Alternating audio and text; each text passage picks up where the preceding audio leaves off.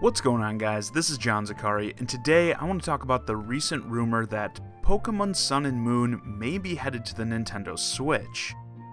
Going under the codename Pokemon Stars, this version is said to have advanced visuals that take advantage of the Switch's superior hardware. A few months ago, I made a video where I stated that Nintendo needed Pokemon on the Switch. Not that it just may be a good idea, but I see it as a necessity. The big thing Nintendo has to do to separate this new system from the Wii U is prove to fans that it will have a substantial catalog with a multitude of high-quality games. For 2 decades now, fans of the Pokemon series have been yearning for a mainline entry of the Pokemon franchise to come to home consoles. Sure, some games have replicated the experience in one way or another, but we've never seen an actual main entry. Now it seems like that may actually become a reality. Personally, I would prefer a game built from the ground up for the Switch, of course, but with Sun and Moon just releasing, it's likely we won't see the next Pokemon game regardless of platform for a long time. And in my opinion, the Switch needs big games to come out at a rapid-fire pace, and it seems well onto its way to doing so.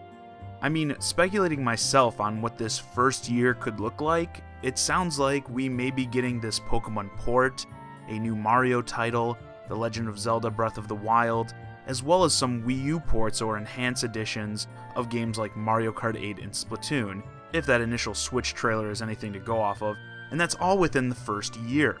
A major concern I do still have though is what will be there at the beginning, on launch day. As those reporting on this Pokemon rumor seem to be estimating it comes out later in 2017, and other rumors are suggesting that Breath of the Wild may not be ready at launch either.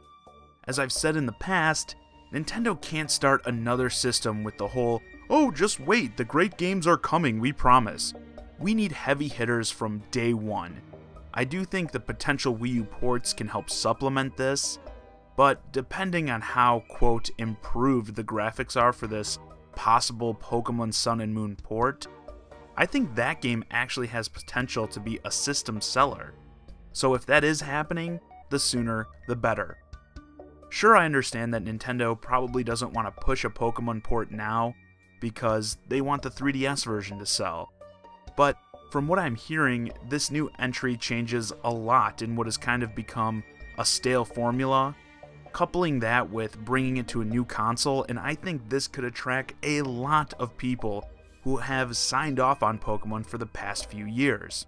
Either way, the most important thing about this, if it does end up being true, at least in my opinion, is that we'll have what I'd consider the most important Nintendo handheld IP coming over to the Switch, which is a great sign that others will follow. I still maintain that the Switch can be a huge hit if all resources and efforts from both home console and handheld in the Nintendo family are moved towards the Switch. I mean, just take this past generation. The 3DS did great. The Wii U, not so much. But imagine if the Switch was what we had instead of both of these systems. I mean, one home for all these great games. Mario, Zelda, Donkey Kong, Smash Bros., Splatoon, Fire Emblem, Pokemon, Mario Kart, Monster Hunter, Animal Crossing, etc., etc. I mean, the list goes on, and many of these franchises have had multiple hits over the past few years. And I know that this would mean abandoning their dedicated handhelds, which have done wonders for them over the past generations, but if Nintendo is brave enough to put all of their eggs into the Switch basket, I truly think the sky's the limit for this system. And with that, this video's a wrap. Let me know what you think about the potential of Pokemon Sun and Moon making their way to the Switch. Could this potential port be a system seller? And do you think other handheld developers will follow suit? As always, I'm John Zakari, and thanks for watching.